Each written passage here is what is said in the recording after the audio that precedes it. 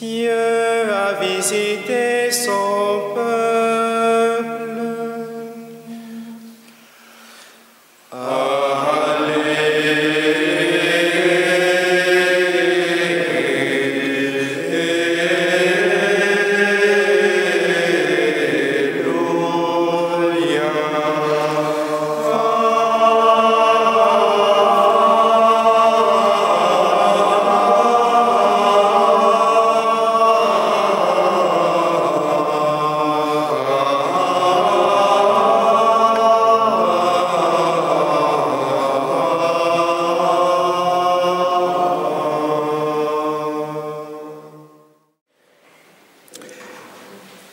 Frères et sœurs, c'est providentiel de pouvoir avoir ces textes de l'Évangile aujourd'hui, 11 février, où nous fêtons de façon cachée Notre-Dame de Lourdes.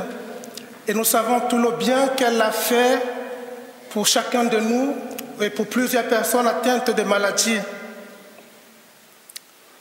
Dans le texte d'aujourd'hui, il est question de la lèpre. La lèpre est une maladie infectieuse qui touche le corps, qui touche notre peau. Et nous savons que la peau, c'est la partie, l'organe le plus étendu de l'être humain. Et paraît-il, c'est également l'organe le plus lourd.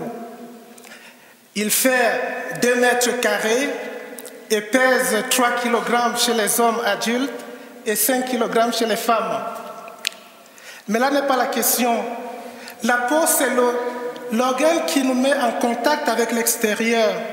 C'est par la peau que nous pouvons toucher, que nous pouvons sentir. Et puisque cet organe, par la lèpre, devient défectueux, on comprend que notre capacité d'entrer en relation avec l'autre par cet organe devient difficile. Du coup, dans l'Ancien Testament, on voit que les personnes qui sont atteintes de lèpre sont des personnes qui sont mises en quarantaine parce que, privées de la relation religieuse, ils ne peuvent plus être en contact avec des personnes. La dimension sociale est brisée. Déjà, ces personnes souffrent de cette maladie qu'est la lèpre. Dans la Bible, on parle de lèpre, on parle d'ulcère, on parle de date.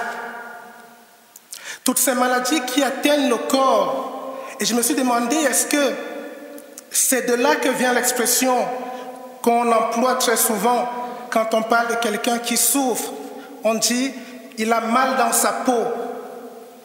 Et du coup, quelqu'un qui a mal dans sa peau, on le voit bien, c'est quelqu'un qui est replié sur lui et qui a du mal à s'ouvrir à l'autre. Et c'est pour ça que nous devons toucher le concret de cette rencontre avec le Christ. Cet homme, il est exclu de la société. Cet homme, il souffre de sa maladie. Et cet homme ne peut même plus faire des pratiques religieuses. Son lien à Dieu est ainsi affecté. Bienheureuse rencontre, frères et sœurs, entre cet homme et le Christ. Le Christ qui ne va pas guérir cet homme à distance, mais qui va toucher. Et cet homme qui vit cette souffrance, la souffrance ne va pas le replier sur lui. Il a au moins ce cri, il peut s'ouvrir à quelqu'un, il peut s'ouvrir au Christ. C'est pour ça que nous aussi, frères et sœurs, nous devons prendre exemple chez ce lépreux, pour pouvoir nous aussi crier notre souffrance au Christ. Si nous ne pouvons pas crier notre souffrance à notre voisin, notre frère, notre sœur, nous avons au moins une personne à qui nous pouvons crier cette souffrance, le Christ. Et aujourd'hui, il vient se donner dans l'Eucharistie pour être proche de nous, pour que nous puissions entrer en relation vraie avec lui. Bienheureuse rencontre, encore une fois de plus, entre nous et le Christ. Et Jésus, je disais, il ne va pas guérir ce lépreux à distance, mais il va établir un contact avec lui. Et ce qui personnellement, en préparant cette homélie, m'a paru un peu difficile quand on lit le Lévitique au chapitre 13. C'est le prêtre qui constate la lèpre et qui, parce qu'il déclare l'impureté du lépreux. Et c'est également le prêtre qui va constater la guérison de celui qui était lépreux pour que cette personne puisse entrer dans ce lien social perdu, pour que cette personne puisse entrer par le culte religieux, entrer en dialogue, en relation avec celui qui est son créateur. Et puisque je disais que nous devons crier nos lèpres, nous savons que si dans la société aujourd'hui, on ne retrouve plus de lépreux, peut-être ça existe encore, mais ça doit être très rare.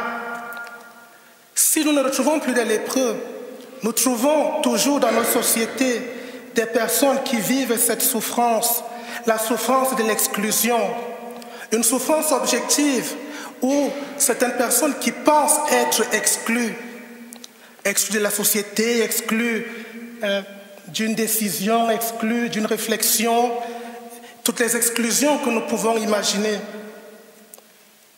Et parfois, peut-être, nous aussi, nous avons eu ce sentiment d'être exclus. Et aujourd'hui, le Seigneur vient à notre rencontre pour pouvoir établir le lien. Nous devons accepter, ouvrir notre cœur aujourd'hui, frères et sœurs, pour pouvoir rencontrer le Christ. C'est lui seul qui viendra nous guérir de notre mal intérieur, de notre malaise profond, pour nous rétablir dans ce lien déjà avec nous-mêmes, ce lien avec la société, ce lien avec notre frère, nos sœurs. Et puisque nous serons ainsi guéris, nous savons que beaucoup de personnes autour en souffrent également. Et c'est pourquoi nous devons être, nous aussi, des personnes qui intercèdent, des personnes qui nous mettons à genoux devant Jésus pour implorer sa grâce pour notre frère, pour notre sœur, qui peut-être ne le connaît pas.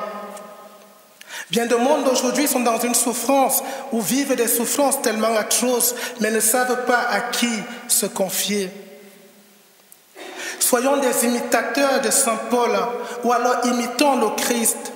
Et soyons des personnes qui, parce que nous avons été guéris, parce que nous avons bénéficié de cette rencontre personnelle avec Jésus, intercédons pour que le Christ, pour que les autres personnes puissent entrer dans ce lien. Et si nous imitons le Christ, nous devons être nous aussi des personnes qui prêchons non pas l'exclusion, mais le rassemblement. Nous devons être des personnes qui, par nos paroles, par nos gestes, favorisons la rencontre, favorisons la communion, parce que c'est ce que Jésus il a fait pour nous, c'est ce qu'il a réalisé pour le lépreux, et c'est ce qu'il veut réaliser pour chacun de ses enfants sur la terre. Et puisque nous sommes, ou puisque nous serons purs, nous pouvons nous poser la question comment, et c'est d'ailleurs la question que se posait déjà le psalmiste au psaume 118, comment jeune garder pur son chemin. Et le psalmiste répond en écoutant la parole de Dieu. C'est la parole de Dieu aujourd'hui qui va nous purifier. C'est cette parole qui doit être la lampe de notre route. Cette parole qui doit nous éclairer pour faire de nous des enfants de lumière, des personnes qui, parce qu'ils ont expérimenté cette rencontre avec le Christ, peuvent être des témoins pour leurs frères, peuvent être des témoins pour leurs sœurs.